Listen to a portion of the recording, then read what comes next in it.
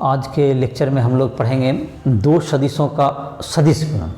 पिछले लेक्चर में हम लोग पढ़े थे दो सदिशों का अदिश गुणन। तो आज का हम लोग का है जो सदिश अदिश का है टॉपिक, जिसका नाम है दो सदिशों का सदिश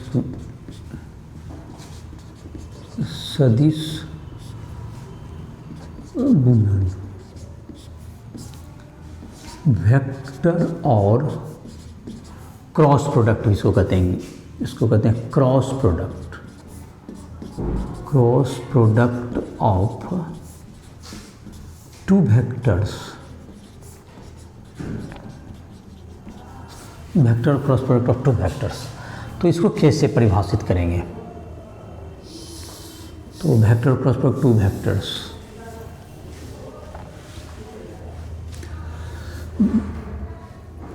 सदिश गुणन दो सदिशों का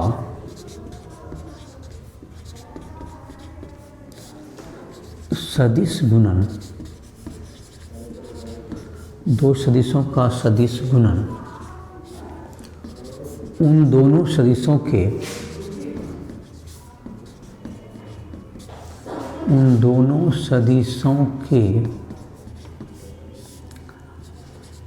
परिमाण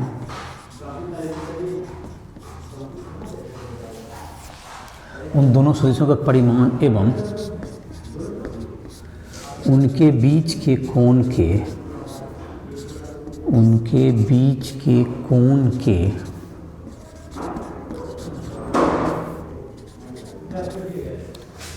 साइन के गुणनफल के बराबर होता है। तो जैसे कि तुमको हो गया सदिश गुणन एक सदिश राशि है, ये तो हो गया परिमाण की बात। और जहाँ तक कि दिशा के बारे में लिखते हैं, सदिश गुणन दो सदिशों का सदिश गुणन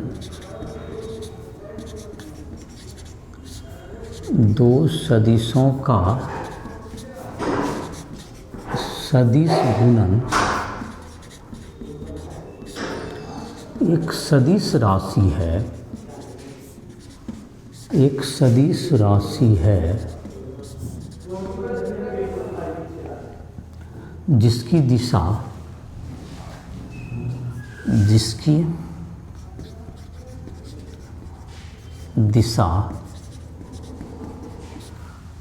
दोनों सदिशों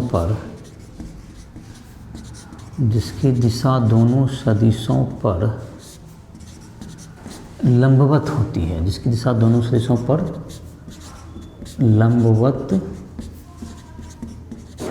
होती है, लंबवत होती है।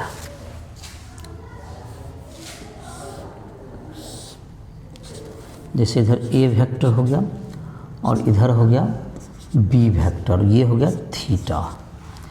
तो इसका जो तुम्हारा दोनों के बीच का, तो इसका जो है सदिश गुणन जो होगा, इसकी दिशा के लिए तो अलग से फिर दिखाते हैं। जैसे कि ए क्रॉस बी जो होगा मॉडुलस ए का परिमाण, दोनों का परिमाण गुना दोनों के बीच का कोण का साइन थीटा और एन कैप। एन कैप क्या है? N cap a cross b के अनुदिश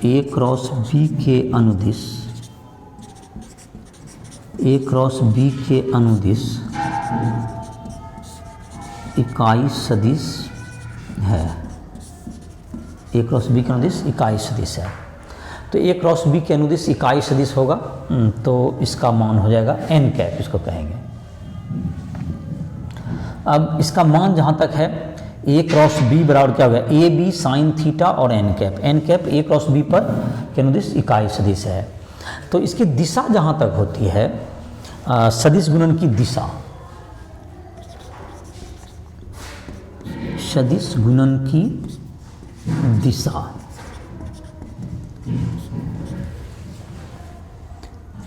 अपने दाहिने हाथ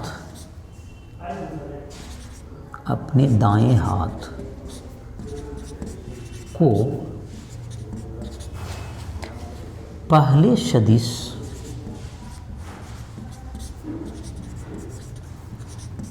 के अनुदिश इस प्रकार फैलाएं, अनुदिश इस प्रकार फैलाएं, इस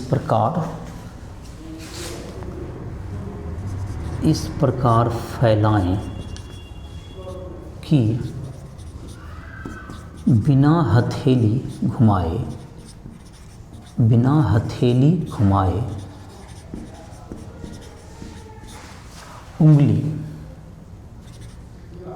अंगुली दूसरे सदिश की ओर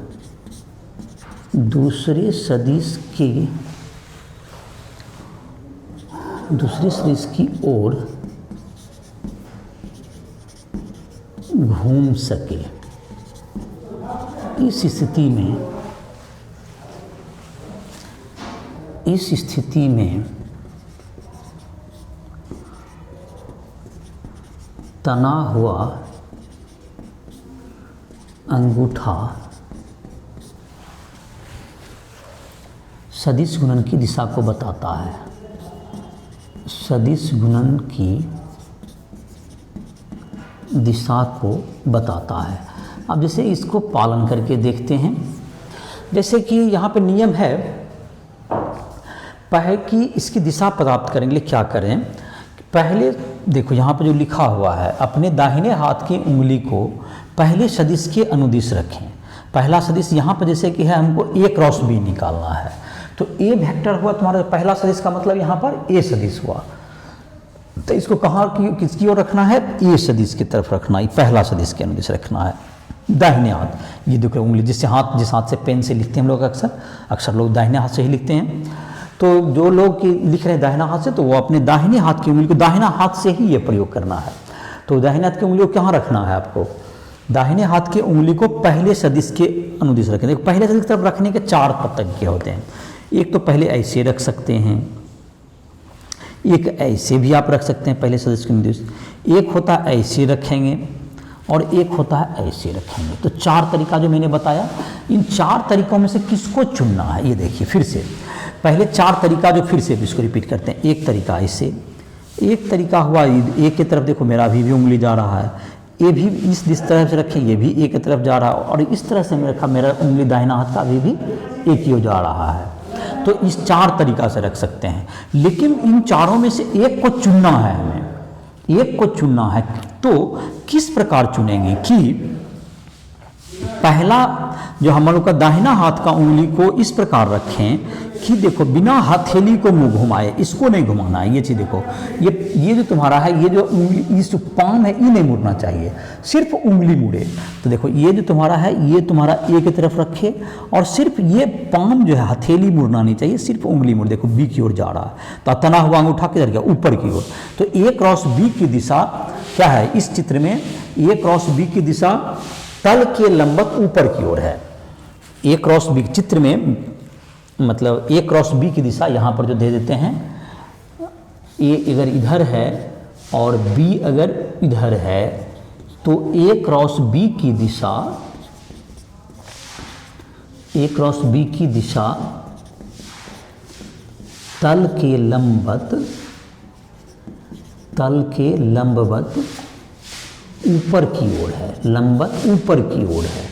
तो इसमें दिशा दो ही हो सकता है, या तो तल के लंबवत ऊपर की ओर होगा या तल के लंबवत नीचे की ओर होगा। जबकि यही बात अगर बी क्रॉस करेंगे, तो बी क्रॉस से कहेंगे, देखो पहले दाहिना हाथ को अगर हम ऐसे रखते हैं, तो बी से तो एक ही ओर मेरा उंगली नहीं जा रहा है, तो हमको दाहिना हाथ को ऐसे रखना पड़ेगा।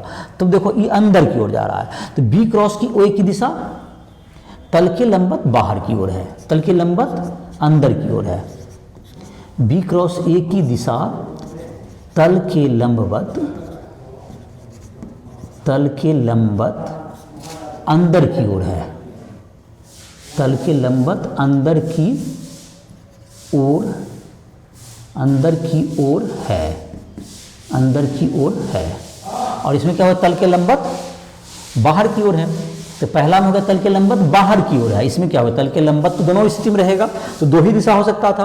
तो एक बात और भी यहाँ देखा जा सकता है, ए क्रॉस बी और बी क्रॉस बी, ए की दिशा क्या है, तुमको परिमाण तो बराबर होगा, modulus A modulus B sine theta, लेकिन दोनों की दिशा क्या है, अलग अलग है। तो इसका मतलब ये भी निकला कि A cross B is equal to minus B cross A, दिशा विपरीत होती है, इसलिए क्या लिख सकते हैं इसको, A cross B equals to minus B cross A, ऐसा हो गया। तो इस बात को भी नोट कर सकते हो, क्योंकि दोनों की दिशाएं क्या होती है, परिमाण तो समान है बट दिशा विपरीत होती है। तो A cross B is equal to minus B cross A. और है तुमको अब ए क्रॉस बी की दिशा, तो दो सदिशों का जो सदिश गुणन होता है, उन दोनों सदिशों के परिमाण एवं उनके बीच के गुणन साइन गुणन, उनके बीच के कोण के गुणनफल के साइन के बराबर होता है। तो ए क्रॉस बी बराबर ए बी साइन थीटा। और जहाँ तक हो गया तुम्हारा ए क्रॉस बी बराबर माइनस बी क्रॉस ए, दोनों की दिशाएं विपरीत होती है। तो अब हम लोग देखते हैं, तुमको फिर से इस बात को रिपीट कर दें, ए की क्रॉस बी की दिशा निकालेंगे, अपने दाहिने हाथ की उंगली को ए की ओर फैलाएं, पहला सदिश की अनुदिश, जिसका बी क्रॉस ए करना तो बी के इस प्रकार फैलाएं, किसी जैसे इधर की ओर फैलाना है। तो जैसे कि तुम्हारा मान लेते हैं ए है इस साइड, अगर तुम्हारा पहला सदिश है इधर, दूसरा सदिश है इधर, ए है और ये बी है, तो इसको क्या करना है, तो ए और बी, तो तुमको पहला सदिश को रखने के में चार तरीका मैंने बताया, एक ऐसे, एक ऐसे, एक ऐसे और एक ऐसे।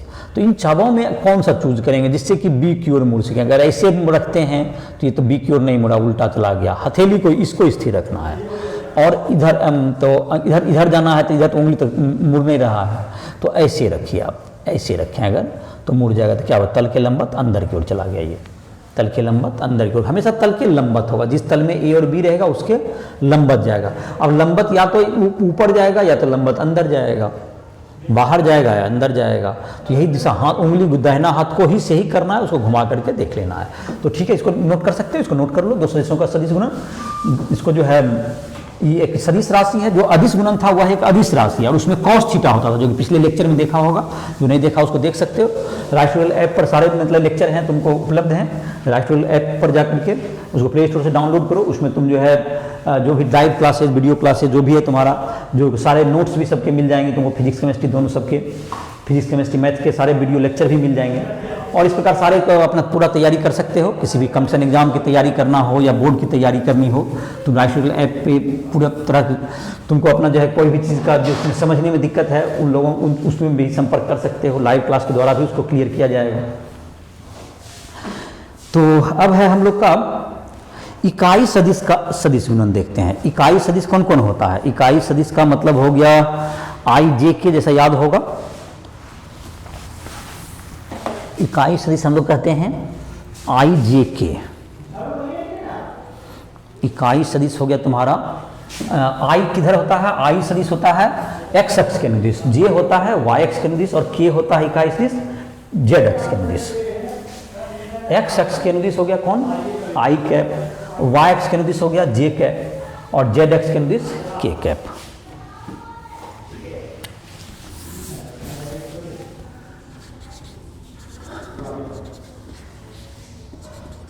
इकाई सदिश का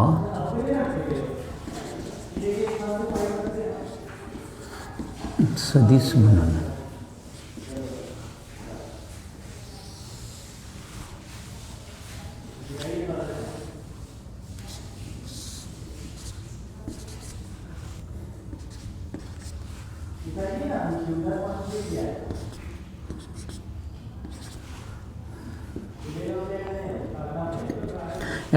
इकाई सदिश को आई कहते हैं। इधर हो गया जे होता है इधर, और इधर के होता है। ये एक्चुअली में किधर की ओर होता है, जेड अक्ष किधर की ओर होता है, देखो एक्स तो इधर है, वाई इधर की ओर है, जेड होता है तल के लंबवत ऊपर, इधर पेन है ऐसे, लेकिन इसको दिखाया जाता है किधर की ओर, इधर ऐसे दिखाया जाता है, ये इधर लंबवत है। तो हम लोग करना चाहते हैं इकाई सदिश का सदिश गुणन। जैसे देखते हैं आई क्रॉस आई बराबर क्या होगा, मॉडुलस आई, मॉडुलस आई साइन, दोनों तो एक्स एक्शन से दोनों के बीच का कोण जीरो हो गया, तो साइन जीरो तो क्या कर देगा, इसको तो अब जीरो ही कर देगा, तो 1 × 1 × 0।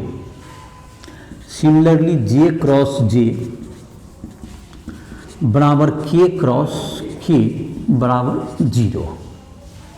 तो अब है तुम्हें आई क्रॉस जे क्या हो जाएगा, आई क्रॉस जे मॉडुलस आई मॉडुलस जे, दोनों के बीच का कोण कितना है साइन 90 डिग्री, और इधर एन कैप हो गया 1 into 1 into 1 into n cap बराबर एन कैप। अब बात रहा कि इधर देखते हैं एन कैप किधर होगा, तो दाहिना हाथ का जो अंगूठा नियम हमने बताया उसको अप्लाई करते हैं।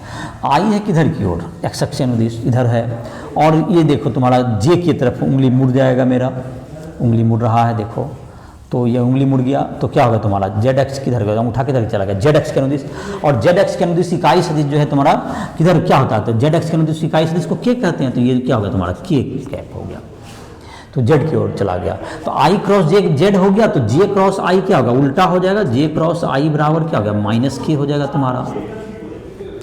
अब देखते हैं तुमको जे क्रॉस के करते हैं, देखो जे क्रॉस के करते हैं क्या होता है, मॉडुलस के sine 90 degree into n cap, तो 1 into 1 into 1 into n cap. तो अब इसका भी हाथ घुमा के देखते हैं जे क्रॉस के, जे किधर की ओर है, जे तुमको वाई एक्स के अनुदिश होता है, और के की ओर देना, को के मतलब ऊपर की तरफ उंगली मुड़ना चाहिए। देखो तो एग्जैक्ट एक के बारे में सही रख देते हैं, तुम समझ सकते हो। देखो जे की तरफ है, मेरा उंगली ऊपर की ओर मुड़ रहा है, तो अंगूठा देखो किधर जा रहा है, क्लियर कट आई दिशा में जा रहा है, एक्स दिशा में, तो इसका मतलब क्या हो गया आई कैप हो गया, आई कैप। तो कॉपी पर रखोगे तुम, तो कॉपी पर रखोगे तुमको, तो कॉपी का अगर तुम अपना नोटबुक पर कर रहे हो, देखो तो नोटबुक में तुमको जैसे कि वाई एक्स ऐसे खींचे होगे तुम, और देखो के ऊपर जाएगा, देखो एक्स की तरफ चला जाएगा, कॉपी के आधार पर भी कर सकते हो, ये लंबत प्लेन होता है दोनों का। ये हो गया जे क्रॉस के, और के क्रॉस जे क्या हो जाएगा माइनस आई, के क्रॉस जे बराबर माइनस आई। अब है तुमको एक और देख लेते हैं हम लोग, के क्रॉस आई, ऐसा करते हैं, के क्रॉस आई बराबर क्या हो गया, दोनों आपस में लंबत ही है, एन कैप। के क्रॉस आई करते हैं, के का मतलब किधर की ओर हुआ, जेड एक्स के अनुदिश, जेड एक्स किधर होता है ऊपर की ओर, ऐसे जेड एक्स के अनुदिश, और देखो एक के बारे में सही देखते हैं, देखो आई की तरफ मेरा उंगली मुड़ गया, ये देखो किधर गया, के की तरफ रखा हुआ है ऊपर की तरफ, उंगली मेरा किधर मुड़ रहा है, देखो इधर की तरफ, ये अंगूठा जा रहा है जे की तरफ, तो ये तुम्हारा डायरेक्शन हो गया जे के लो, के क्रॉस दैट्स इक्वल्स टू क्या होगा तुम्हें जे हो गया, तो के क्रॉस आई हो गया जे, तो आई क्रॉस के क्या हो जाएगा माइनस जे, करके भी देख सकते हो। आई क्रॉस के करना है, अगर आई क्रॉस के करना है तो क्या होगा माइनस जे, आई को आई की तरफ हाथ को रखना है, आई की तरफ रखेंगे और के की ओर मोड़ेंगे, देखो तो ऐसे रखना होगा आपको, देखिए ऐसे रखिएगा तो ऊपर उंगली मोड़ेगा तो माइनस से, देखिए जे के विपरीत भाग है, तो जाहिर है कि तुम करके देख लो अपने से। आई क्रॉस जे करना तो आई की तरफ रखे तो जे की ओर, देखो कि ऊपर के की ओर चला गया, जे क्रॉस आई करेंगे तो हमको ऐसे रखना पड़ेगा, जे की ओर रखे आई की ओर, देखो नीचे गया माइनस के हो गया। जे क्रॉस के करना है तो जे की तरफ रखना है और के की ओर मुड़ना चाहिए, देखो क्या होगा प्लस आई की ओर जा रहा है, जे क्रॉस के ऊपर उंगली मुड़ रहा है। के क्रॉस जे करना है तो के की तरफ रखिए, जे की ओर मुड़ जाना चाहिए, देखो माइनस आई की तरफ भाग रहा है इधर, और फिर क्या जे के क्रॉस आई के पर रखे और आई की तरफ मोड़े, देखो जे में चला गया। या दूसरा करना था के की तरफ, के क्रॉस आई हो गया, आई की तरफ रख करके ऊपर मोड़ना, आई की तरफ रखे ऊपर की ओर मोड़े, देखो अंगूठा नीचे गया माइनस जे। तो सबका मैंने डायरेक्शन बताया, करके देख सकते हैं इसको। इसको याद करने का एक सूत्र ऐसे भी लोग प्रयोग करता है, जो कि याद करने का अगर देखोगे तो एक बात तो इतना तय है कि दो को करते हैं तीसरा होता है। तो जैसे कि तुम्हारा आई को इधर करेंगे, लेकिन दाहिना हाथ अंगूठा नियम से ही करना, और नहीं तो देखो इस क्लॉकवाइज में अगर घड़ी के दिशा में जाओगे तो एक को दो को करेंगे तो तीसरा पाएंगे। देखो जैसे कि आई क्रॉस जे करें तो तीर के दिशा में गए तो इसमें प्लस के लिख दोगे, आई से डायरेक्ट पहला से जैसे जिससे जिसको करना है उससे डायरेक्ट पहुंचिए, तीर के डायरेक्शन में पहुंचे तो प्लस, तीर के विपरीत गए तो माइनस, बस यही याद करने का तरीका हुआ। जैसे क्या हो गया, अगर आई क्रॉस जे किए तो देखो तीर से डायरेक्ट, लेकिन जे क्रॉस आई करेंगे तो जे से आई बीच में तीसरा नहीं पड़ना चाहिए, तो जे क्रॉस जे से ऐसे आई तो के पड़ जा रहा तो नहीं, इधर से आएंगे तो जे और आई, लेकिन तीर के तो आप डायरेक्शन उल्टा चले तो माइनस के कहिए। अब देखो जे क्रॉस के करना, तीर की तरफ गए तो तीसरा प्लस आई हुआ, और के क्रॉस जे करेंगे तो आप इधर से नहीं आ सकते क्योंकि तीसरा पड़ जाएगा, तो यहाँ पर डायरेक्ट उल्टाएंगे, तीर के विपरीत आना पड़ा तो माइनस आई। उसी तरह से के क्रॉस आई, देखो के और आई, देखो जब तीर की तरफ गए तो जे हो गया, और आई क्रॉस के करेंगे तो इधर चलना पड़ेगा तो माइनस जे हो जाएगा। तो इधर से भी याद रख सकते हो, उसको याद रखने का ही तरीका हुआ। ऐसे दाहिना हाथ घुमा करके निकालने का प्रैक्टिस करो, ज़्यादा बेहतर, तुरंत हो भी जाता है। जैसे प्रैक्टिस तुम्हारा बढ़िया हो जाएगा तो तुरंत कर लेता है लोग, डायरेक्ट सोच भी लेता, माइंड में भी हो जाता है, इधर से घुमाएंगे तो ऐसे हो जाएगा, बहुत इजीली होता है। प्रैक्टिस करने की जरूरत है, तो इसको प्रैक्टिस करो। कुछ एक आध देखते हैं, इसका क्वेश्चंस वगैरह भी आगे देखते हैं, उसके पहले कुछ और थ्योरी लेते हैं। अब सदिश गुणन का ज्यामितीय अर्थ, कुछ क्वेश्चन लेंगे इसका, उसके बाद देखते हैं। पहले ज्यामितीय अर्थ देख लेते हैं, एक लास्ट थ्योरी ही है, चैप्टर का ही लास्ट थ्योरी एक तरह से।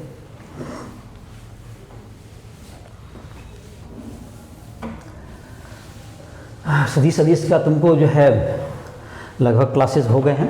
क्वेश्चन वगैरह तुम किसी भी बुक से बनाओ, क्वेश्चन जिस भी बुक से बनाओगे, राइस ट्यूटोरियल ऐप पर आकर के उसमें क्वेश्चन भी पूछ सकते हो। ऐप पर क्वेश्चन भी मिल जाएंगे तुम्हें, कंप्लीट ऐप है जिसमें तुम कंपटीशन हो, बोर्ड की तैयारी करनी हो तो क्लास 11 का तैयारी करना है, सब चीज़ मिल जाएंगे उसमें। ऑब्जेक्टिव सब्जेक्ट के सारे क्वेश्चन दिए हुए हैं, तुम उसकी तैयारी भी कर सकते हो। हिंदी और अंग्रेजी दोनों मीडियम में नोट्स भी मिल जाएंगे तुम्हें फिजिक्स केमिस्ट्री के। तो अब देखते हैं सदिश गुणन का ज्यामितीय अर्थ।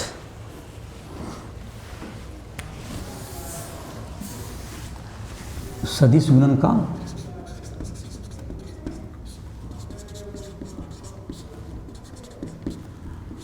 ज्यामितीय अर्थ क्या होता है।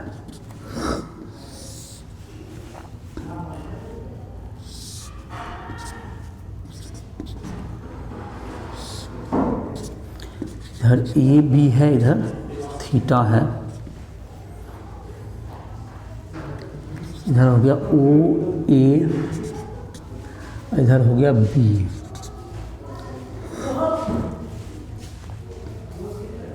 इसका जो थीटा है ए क्रॉस बी करेंगे तो ये क्या होगा तुम्हें,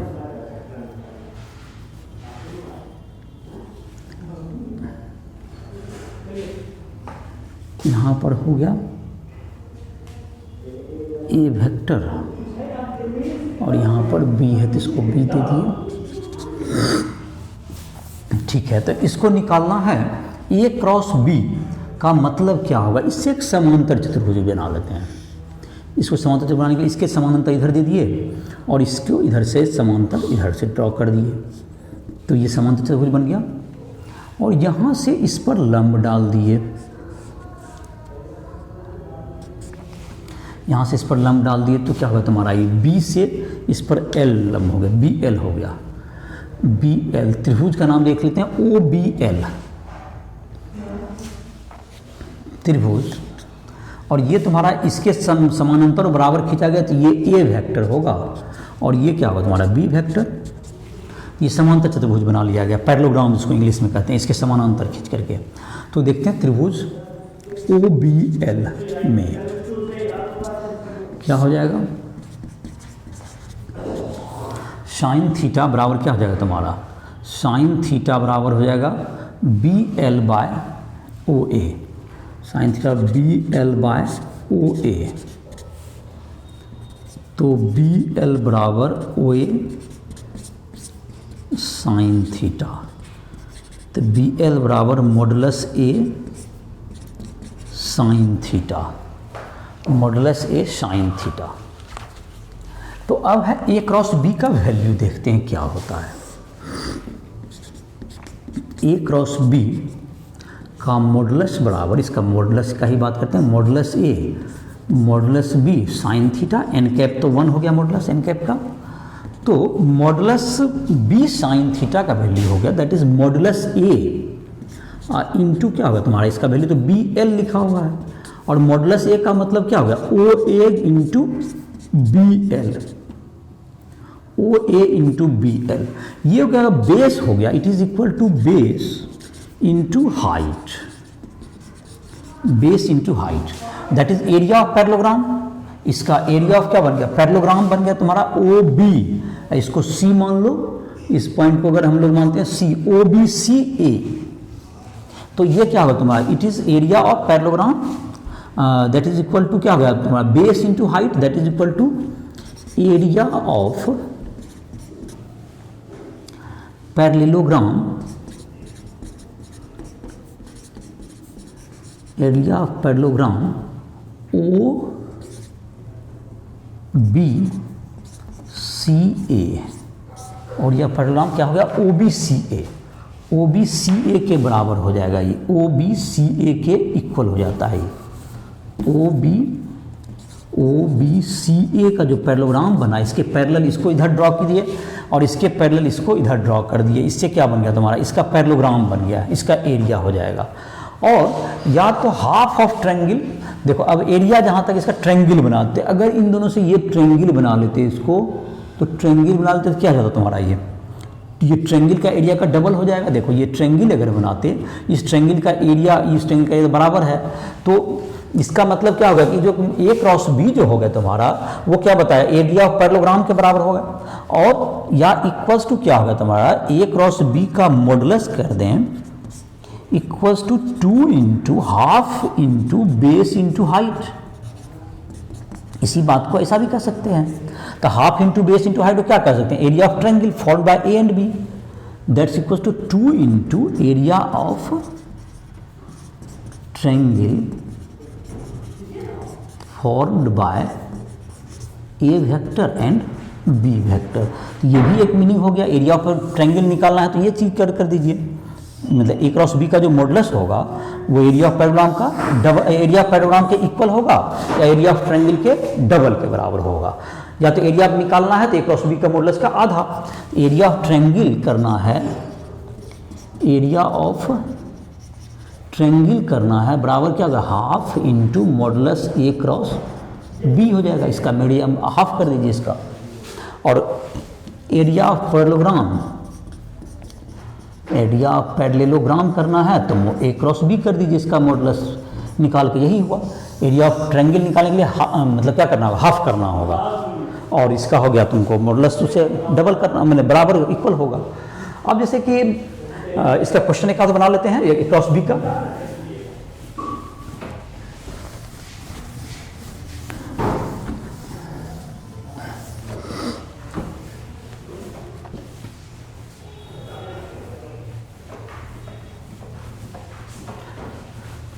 तो तुम्हारा वेक्टर का तो लगभग जो है थ्योरी इसके बाद समाप्त हो गया। तुम्हारा जो है कैसे कैसे वेक्टर को ऐड किया जाता है, एडिशन के 2 नियम थे, ट्रायंगल लॉस, पैरेललोग्राम लॉस, फिर सब्सट्रैक्शन कैसे किया जाता है, फिर उसका रिजोल्यूशन था, फिर 2 मल्टीप्लाई करने के 2 रूल्स थे, एक था स्केलर प्रोडक्ट और दूसरा था वेक्टर प्रोडक्ट। अभी वेक्टर प्रोडक्ट भी बता दिए, कुछ टाइप के वेक्टर के डिफिनेशन वगैरह भी लिखे गए, जैसे यूनिट वेक्टर, एक जीरो वेक्टर होता है जिसको थोड़ा सा लिख देते हैं। तो एक क्वेश्चन पहले देख लेते हैं, फाइंड मतलब कि एरिया हिंदी में लिखते हैं, ए बराबर हो गया आई प्लस जे प्लस के और बी बराबर 2i plus 3j plus 4k से बने समांतर चतुर्भुज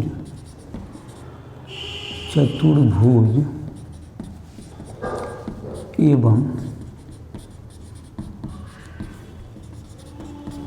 त्रिभुज का क्षेत्रफल ज्ञात करें। क्षेत्रफल ज्ञात करें, तो ये होगा तुम्हारा, इसका सॉल्यूशन करते हैं। तो पहले जो समांतर चतुर्भुज निकालने के लिए ए क्रॉस बी निकालना पड़ता है, तो पहले ए क्रॉस बी ही निकाल लेते हैं, उसके बाद देखते हैं उसका फिर मॉडुलस निकाल लेंगे ए क्रॉस बी का। ए क्रॉस बी बराबर हो गया तुमको, ए तो है आई प्लस जे प्लस के cross 2i plus 3j plus 4k। तो i क्रॉस i क्या हो गया, 0 हो गया, i cross i 0। i cross j क्या हो जाता तुम्हारा, i क्रॉस यहाँ पे है, i से क्रॉस करेंगे 2j को, तो i क्रॉस j क्या होता है, k होता है, 2k हो गया ये। एक पहला तो हो गया i क्रॉस i क्या होगा तुम्हें 0 हो जाएगा। फिर से लिखते हैं इसको,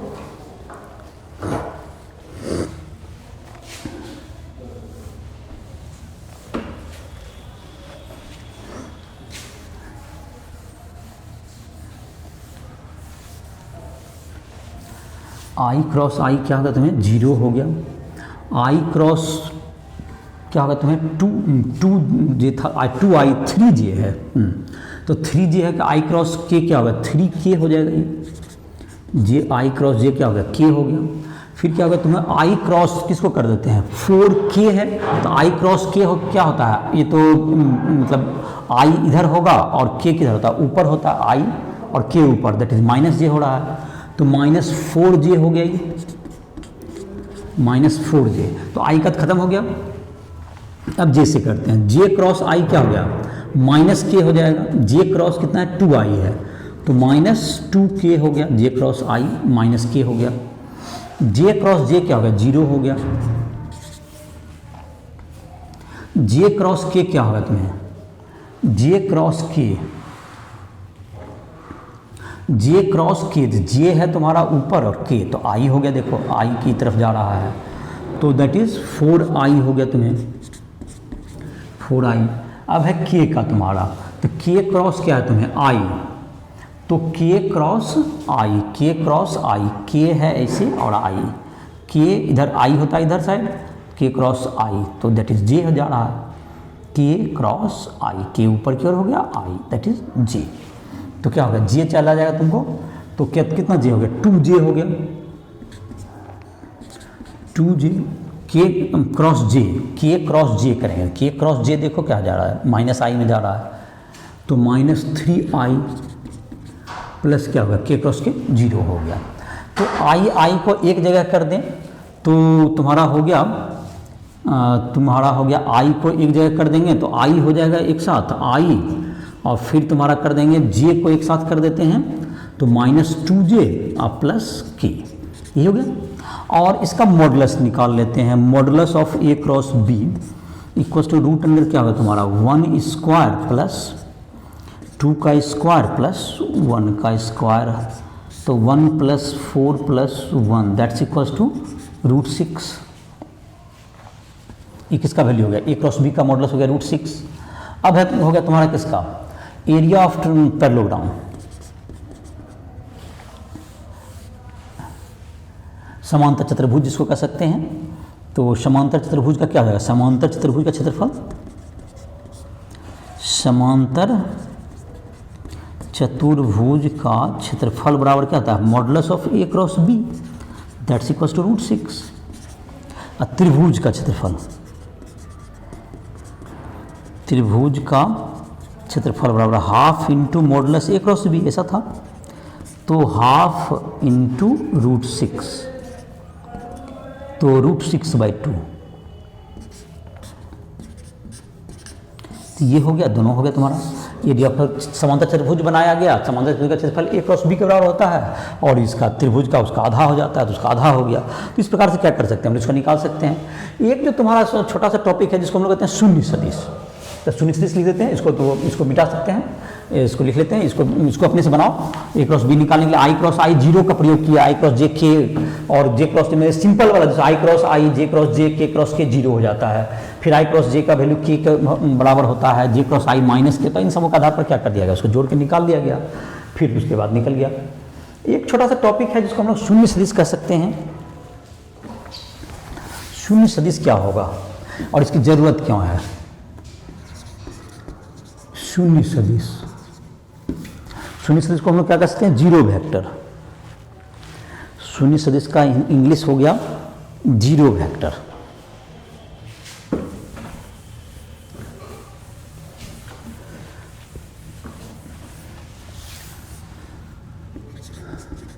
शून्य सदिश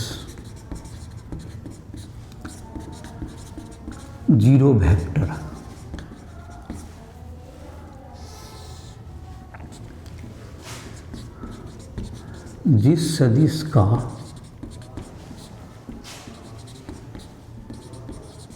परिमाण शून्य एवं दिशा अपरिभाषित हो उसे शून्य सदिश कहते हैं। उसे शून्य सदिश कहते हैं।